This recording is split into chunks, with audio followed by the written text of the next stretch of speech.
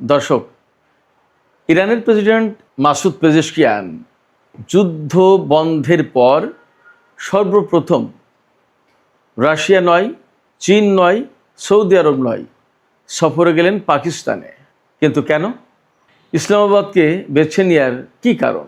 ইসলামাবাদে তিনি 23শে জুন মঙ্গলবার যখন পৌঁছান তখন তাকে গার্ড অব অনার দেওয়া হয়েছে, 21 বার তোপধ্বনি দেওয়া হয়েছে তাকে লক্ষ্য করে, এবং মাসুদ পেজেশকিয়ানকে পাকিস্তানের JF-17 যুদ্ধ বিমান দিয়ে বিশেষ অভ্যর্থনা জানানো হয়েছে।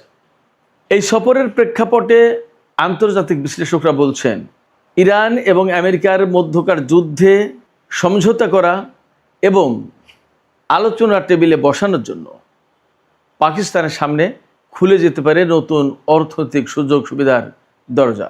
প্রশ্ন হচ্ছে, পাকিস্তান কি শুধুই কূটনৈতিক সম্মান পাবে, নাকি তার সামনে খুলে যাবে তেল গ্যাস বিনিয়োগ এবং বিলিয়ন ডলারের নতুন দরজা? সুপ্রিয় দর্শক, আজকের ভিডিওতে আমরা দেখাবো মাসুদ পেজেশকিয়ানের পাকিস্তান সফরের আড়ালে লুকিয়ে থাকা সেই বড় ভূ রাজনৈতিক। দর্শক, এই আলোচনায় আপনাদের সবাইকে স্বাগত। আলোচনাটি যদি ভালো লাগে তাহলে লাইক, কমেন্ট, শেয়ার করবেন এবং চ্যানেলটি সাবস্ক্রাইব করে সাথেই থাকবেন। দর্শক, চলুন মূল বিশ্লেষণে চলে যাই। আমরা দুপুরের ভিডিওতে বলেছিলাম ইরানের প্রেসিডেন্ট মাসুদ পেজেশকিয়ান মঙ্গলবার পাকিস্তান সফরে যাচ্ছেন। এখনকার ভিডিওতে বলা যাচ্ছে তিনি এরই মধ্যে পাকিস্তান সফরে পৌঁছেছেন এবং তাকে পাকিস্তানের প্রেসিডেন্ট আসিফ আলী জারদারি, প্রধানমন্ত্রী শাহবাজ শরীফ এবং অন্যান্য গুরুত্বপূর্ণ কর্মকর্তা থেকে শুরু করে সামরিক বাহিনীর প্রধান আসিম মনির অভ্যর্থনা জানিয়েছেন এবং কখনো দলবদ্ধভাবে কখনো ব্যক্তিগত পর্যায়ে বৈঠক হয়েছে। এর ভেতরে প্রেসিডেন্টের সাথে প্রধানমন্ত্রীর সাথে তো বৈঠক হয়েছে আলাদা আলাদা, সেনাপ্রধান ফিল্ড মার্শাল আসিম মনিরের সাথে পেজেশকিয়ানের আলাদা বৈঠক হয়েছে। এই বৈঠকের ভেতর দিয়ে দেখা যায় বা বোঝা যায় যে পাকিস্তানের সাথে শুধুমাত্র এই সফর কূটনৈতিক বা বাণিজ্যিক বা রাজনৈতিক সম্পর্ক গড়ার প্রত্যয় নয়। এই সফরের আড়ালে লুকিয়ে রয়েছে পাকিস্তানের সাথে ইরানের সামরিক এবং নিরাপত্তাগত সম্পর্ক। এখান থেকে অবধারিতভাবে ধরে নেওয়ার সুযোগ আছে ইরান এবং পাকিস্তানের সম্পর্ক শুধু কূটনৈতিক সম্পর্ক নয়, এই সম্পর্ক সামরিক এবং প্রতিরক্ষা খাতের সম্পর্ক নতুন করে গড়ে উঠবে এবং সেই সম্পর্ক অন্যরকম উচ্চতায় চলে যাবে। ইরানের প্রেসিডেন্টের সফরের সময় কী কী ঘটেছে? বৈঠক তো হয়েছেই বললাম, তাকে অভ্যর্থনা দেওয়া হয়েছে এবং তাকে যে মর্যাদা দেওয়া হচ্ছে পাকিস্তানে, তাতে বোঝা যাচ্ছে যে ইরানের সাথে পাকিস্তানের যে বিশাল সীমান্ত, এই সীমান্ত দিয়ে দুই দেশের মধ্যে অপার সম্ভাবনাময় বাণিজ্য বাড়বে। সবচেয়ে বড় যে দিক, বাণিজ্য তো রইলই, সবচেয়ে বড় যে দিক সেটি হচ্ছে পাকিস্তান এবং ইরানের যে বিশাল সীমান্ত, এর ভিতরে বিশেষ করে বেলুচিস্তানের সীমান্ত দিয়ে, ইরানেও বেলুচিস্তান আছে, পাকিস্তানেও আছে, এই বেলুচিস্তানের সীমান্ত দিয়ে বিরাট রকমের বাণিজ্য হবে এবং যখনই বাণিজ্যিক কার্যক্রম বা প্রতিদিনের লেনদেন, প্রতিদিনের সামরিক বাহিনীর উপস্থিতি, প্রতিদিনের কর্মকর্তাদের উপস্থিতি, ব্যাপকভাবে চলাফেরা, তখনই ইরানের বেলুচিস্তানের ভেতরে ঢুকে পাকিস্তানের ভেতর থেকে কিছু উগ্রবাদী সন্ত্রাসী গোষ্ঠী যে সমস্ত নাশকতামূলক তৎপরতা চালাতো, এইগুলো এখন কমে যাবে অবধারিতভাবে বলা যায়। আরও যে কারণে বলা যাচ্ছে এই বিষয়টি, সেটি হচ্ছে এই যে পাকিস্তানের সাথে ইরানের সম্পর্ক এত এত করে বেড়ে যাচ্ছে বা বাড়বে, এটি শুধুমাত্র পাকিস্তানের সাথে সম্পর্ক বাড়বে না, এর সাথে কাতার, সৌদি আরবের সাথেও ইরানের সম্পর্ক বাড়বে। আর পাকিস্তানের সাথে সম্পর্ক তো আগে থেকেই ছিল, এটা নতুন মাত্রা পাবে। তার মানে দাঁড়াচ্ছে এই মধ্যপ্রাচ্যে, অর্থাৎ পাকিস্তান, ইরান, কাতার এবং সৌদি আরব, এই যে লাগোয়া কয়েকটি দেশ, ইরান এবং পাকিস্তান লাগোয়া দেশ, সমুদ্র পাড়ি দিলেই দক্ষিণ পশ্চিম পাশে কাতার এবং সৌদি আরব লাগোয়া দেশ, এই দুই দফায় 4 লাগোয়া দেশ, অর্থাৎ পাকিস্তান, ইরান, কাতার, সৌদি আরব, এই যে 4টি দেশ, এই 4টি দেশের ভেতরে নতুন করে একটা সম্পর্কের আলাদা রসায়ন তৈরি হতে যাচ্ছে। এই রসায়ন মধ্যপ্রাচ্য না শুধুমাত্র আন্তর্জাতিক রাজনীতির অনেক হিসাব নিকাশ বদলে দেবে।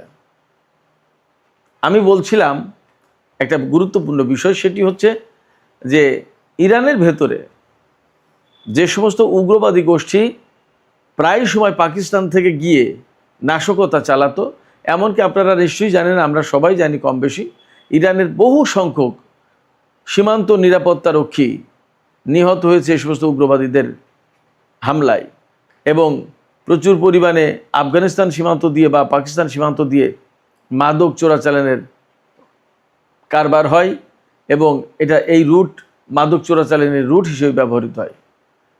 এই জায়গায় যখন পাকিস্তানের সাথে এত এত সম্পর্ক বেড়ে যাবে, কাতার এবং সৌদি আরবের সাথে ইরানের এবং পাকিস্তানের, অর্থাৎ চতুর্পক্ষীয় একটা সম্পর্ক তৈরি হওয়ার সুযোগ আছে। এই সম্পর্ক যদি হয়ে যায় তাহলে আলটিমেটলি মানে আমি যা যা সংকটের কথা বললাম, মানে প্রত্যেকটি সংকট কেটে যাবে। এই সংকটের পেছনে কারা ছিল কারা আছে আমি এই মুহূর্তে আর তা বলতে চাই না, বরং আমি চাই যে এই সম্পর্ক এগিয়ে যাক, চতুর্মুখী বা চতুর্পক্ষীয় যে সম্পর্কের কথা আমি বললাম এটি এগিয়ে যাক। এর সাথে যুক্ত হবে কুয়েত, বাহরাইন, এই দুটি দেশও, আর ওমানের সাথে ইরানের সম্পর্ক তো আছেই। তার মানে দাঁড়াচ্ছে এই যে ইরানের সাথে ইরাকের সম্পর্ক দারুণ। আবার এই নতুন ডাইমেনশনে যদি পাকিস্তানের সাথে ইরানের সম্পর্ক হয়, তাহলে পাকিস্তান, ইরান, ইরাক একেবারে পূর্ব প্রান্ত থেকে লম্বা করে পশ্চিম প্রান্ত এই পারস্য উপসাগরের উত্তর পাড় দিয়ে চলে যাবে। ওপাশে কুয়েত, বাহরাইন, সৌদি আরব, কাতার এবং ওমান যদি একটা লাইনে আসে, মাঝখানে থাকবে সংযুক্ত আরব আমিরাত। সংযুক্ত আরব আমিরাত ইসরায়েল, ভারত এবং আমেরিকার সাথে সম্পর্ক মেনটেন করার একটা চেষ্টা বা প্রবণতা এখনও আমরা দেখতে পাচ্ছি, কিন্তু আঞ্চলিক পরিস্থিতি বিবেচনায় যদি তারা শুভবুদ্ধির পরিচয় দেয় তাহলে তারাও এই মুক্তোর মালায় যুক্ত হয়ে যাবে। তাহলে একেবারে অবধারিতভাবে মধ্যপ্রাচ্যের এই যে পারস্য উপসাগরীয় এলাকা কয়েকটা দেশ, Pakistan, Iran, Iraq, Kuwait, Saudi Arab, Bahrain, Qatar, সংযুক্ত আরব আমিরাত এবং ওমান, যা ইতিহাসে কখনোই এত ভালো সম্পর্ক ছিল না, নতুন ডাইমেনশনের নতুন সমীকরণে সেই সম্পর্ক, সেই শান্তিপূর্ণ একটা সহ অবস্থান, শান্তিপূর্ণ এবং বন্ধুত্বপূর্ণ একটা সম্পর্ক নতুন করে সৃষ্টি হতে পারে, ইতিহাসের নতুন অধ্যায় রচিত হতে পারে। এই সম্ভাবনার দ্বার তৈরি করেছে পাকিস্তান। ইরান এবং আমেরিকার মধ্যকার যুদ্ধ বন্ধে কূটনৈতিক তৎপরতা এবং সুইজারল্যান্ডে এই বৈঠক আয়োজনের মধ্য দিয়ে। এই জন্য পাকিস্তানকে অনেক বেশি কাঠখড়ি পোড়াতে হয়েছে। আমেরিকা এবং ইরান সেই বিপ্লবের শুরু থেকে পর্যন্ত অসম্ভব রকমের সাপে নেউলের সম্পর্ক, দাকুমড়ের সম্পর্ক, অর্থাৎ আমেরিকার সাথে ইরানের কোনো সময় কখনো বিপ্লবের পরে সুখকর সম্পর্ক ছিল না। একইভাবে ইসরায়েলের, সেই ইসরায়েল এবং আমেরিকা যখন ইরানের বিরুদ্ধে একসাথে যুদ্ধ করছে এবং ইরান প্রাণপণ লড়াই করছে তাদের দুইজনকে মোকাবেলার জন্য এবং পাল্টা আক্রমণ করার জন্য, এবং 40 দিন যুদ্ধ টেনে নিয়ে গেছে, এবং ইসরায়েল আর আমেরিকাকে অনেকটা নড়বড়ে অবস্থানে ঠেলে দিয়েছে ইরান। ঠিক সেই সময় পাকিস্তানের পক্ষ থেকে এই যে কূটনৈতিক উদ্যোগ, এটি সত্যি সত্যি ইতিহাসের একটা অনন্য অধ্যায় রচনা করেছে, একটা অনন্য কীর্তিগাথা রচনা করেছে। এই অনন্য কীর্তিগাথার প্রেক্ষাপটে ইরানের কাছ থেকে তো পাকিস্তান সুবিধা পাবেই, এটা অবিশ্বাস করার আর কোনো কারণ নেই। একই সাথে আমেরিকা এবং কিছু কিছু পশ্চিমা দেশ থেকেও পাকিস্তান সুবিধা পাবে। অ্যাট দ্য সেম টাইম পারস্য উপসাগরীয় যে সমস্ত আরব দেশ, তাদের কাছ থেকেও আলাদা রকমের মর্যাদা এবং সম্মান এবং অর্থনৈতিক, রাজনৈতিক, কূটনৈতিক সব ধরনের সুবিধা পাবে পাকিস্তান।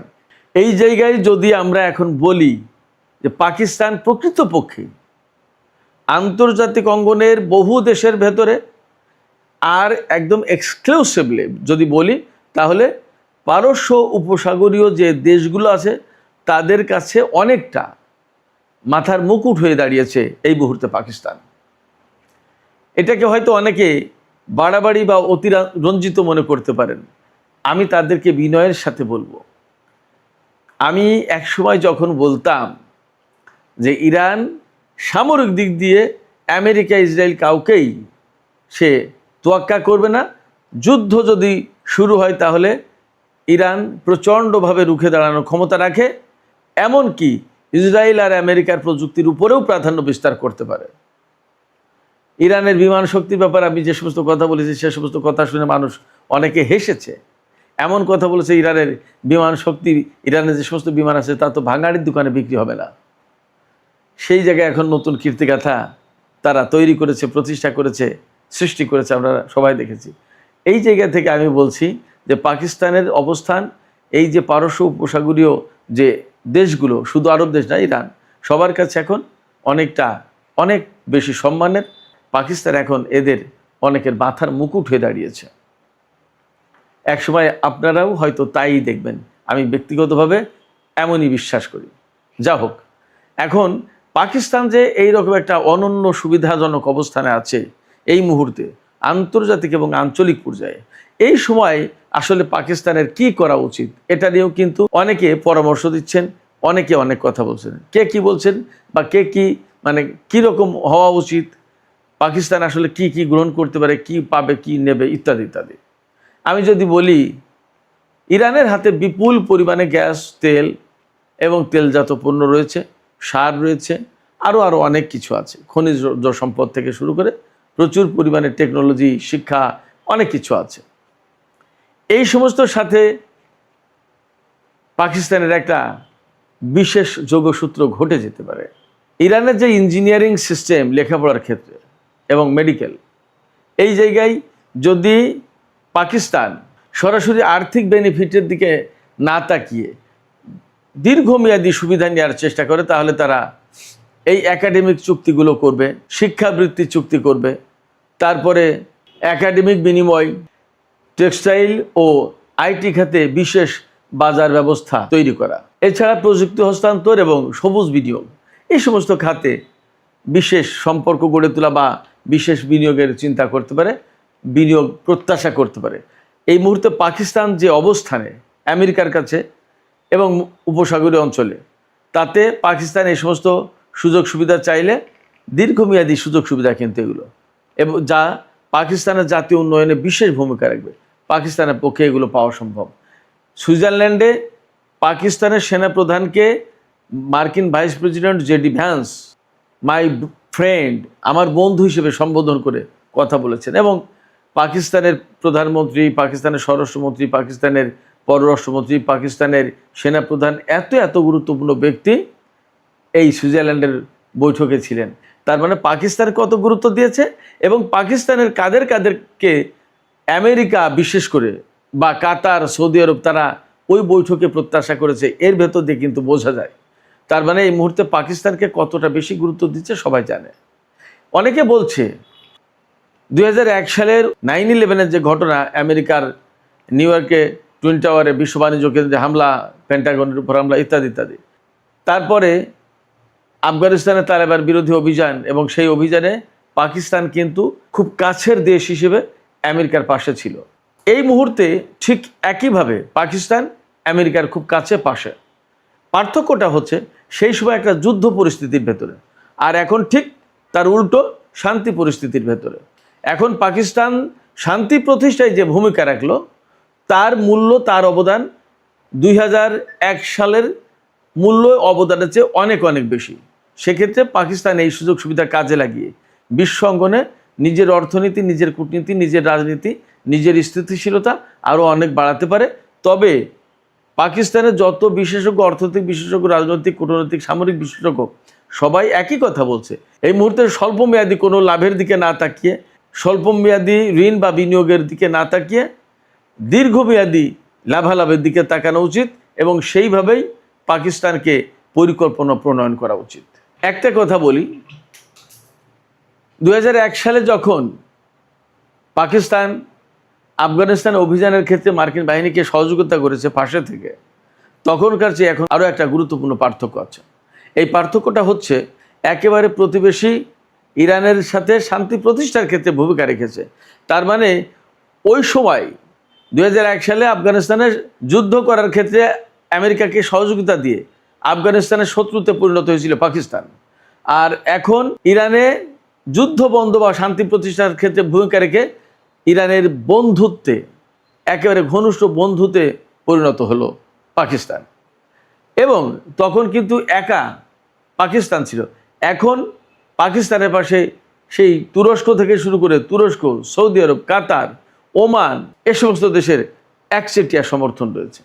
সেক্ষেত্রে আঞ্চলিক এবং আন্তর্জাতিক ক্ষেত্রে পাকিস্তানের এই যে অবদান, এই অবদানকে বিশেষভাবে মূল্যায়ন করা হচ্ছে এবং এর প্রেক্ষাপটে অবধারিতভাবে আঞ্চলিক এবং আন্তর্জাতিক অনেক কিছু পাকিস্তানের জন্য বদলে যাচ্ছে। একই সাথে এই অঞ্চলের ভূ রাজনীতি এবং কৌশলগত সমীকরণ বদলে যাবে এবং সেটা ইতিবাচকভাবে এই অঞ্চলের প্রত্যেকটা দেশের জন্য কাজে লাগবে, এই বিশ্বাস করার যথেষ্ট কারণ আছে। আর এর পেছনে সবচেয়ে বড় ভূমিকা রেখেছে পাকিস্তান, তাতে কোনো সন্দেহ নেই। পাকিস্তানের এই ভূমিকা রাখার ক্ষেত্রে সৌদি আরব, কাতার, তুরস্ক, মিশর, এই প্রত্যেকটা দেশ একেবারে বিশেষভাবে সহযোগিতা করেছে। ফলে এই প্রত্যেকটা দেশ এই আঞ্চলিক ভূ রাজনীতির সমীকরণে যুক্ত থাকবে এবং প্রত্যেকের ইতিবাচক একটা সম্পর্ক গড়ে উঠবে, এমনটা আশা করার যথেষ্ট কারণ আছে। আমরা এমনিভাবে আশাবাদী হতে চাই। সুপ্রিয় দর্শক, এখনকার আলোচনা এখানেই শেষ করব। তবে যাবার আগে আরেকটি তথ্য জানিয়ে রাখি। 22শে জুন সোমবার কাতারের এলএনজি প্ল্যান্ট রাস লাফানে যে ভয়াবহ বিস্ফোরণ হয়েছে, তাতে 13 জন মারা গেছে, তার ভেতরে 12 জন ভারতীয় নাগরিক, আর 66 জন আহত হয়েছে, তার ভেতরে ভারতীয়, পাকিস্তানি, কেনিয়া, এমনকি বাংলাদেশের নাগরিকও রয়েছে। তো তারা সবাই এখন স্থিতিশীল অবস্থায় হাসপাতালে চিকিৎসাধীন। 13 জন মারা গেছে, 12 জন ভারতীয়, একজন কোন দেশের নাগরিক আমি তা জানতে পারিনি। আমি সর্বশেষ এই খবরটুকু আপনাদের সাথে শেয়ার করে এখনকার আলোচনা এখানেই শেষ করছি। যাবার আগে আপনাদের কাছে প্রশ্ন রাখতে চাই, পাকিস্তান যে অনন্য ভূমিকা রেখেছে এই যুদ্ধ অবসানের ক্ষেত্রে, সেক্ষেত্রে আঞ্চলিক রাজনীতিতে তার প্রভাব অনেক বেড়ে যাবে বলে মনে করা হচ্ছে। এই প্রভাব বেড়ে যাওয়ার প্রেক্ষাপটে আঞ্চলিক সহমর্মিতা, আঞ্চলিক পর্যায়ে এই যে রাষ্ট্রগুলোর আন্তঃসম্পর্ক এবং বন্ধুত্বপূর্ণ সম্পর্ক, সেটা কতটা দৃঢ় বা জোরদার হতে পারে আপনাদের কি মনে হয়?